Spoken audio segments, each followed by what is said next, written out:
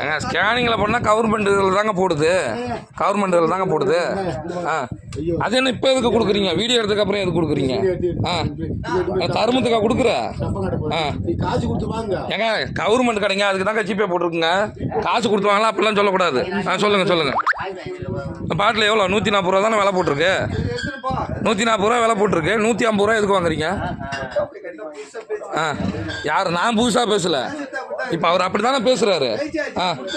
என் கை காசை கொடுப்பலாம், என் கை காசு சொல்லணும். அப்போ என் கை காசை நான் கொடுப்பலாம்.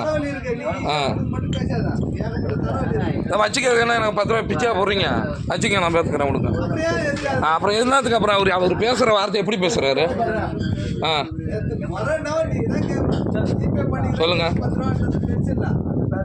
ஏங்க 10 ரூபாங்கிறது பிரச்சனை இல்லைன்னு நீங்கள் சொல்கிறது இல்லைண்ணா. அந்த 10 ரூபா வாங்கிட்டு வர்றது எனக்கு தானே தெரியும். இல்லை சரிப்பா அப்படின்னா விட்டா நான் என்ன என் கை காசை கொண்டு போய் என் கை காசை நான் போட்டு கொடுப்பேனா?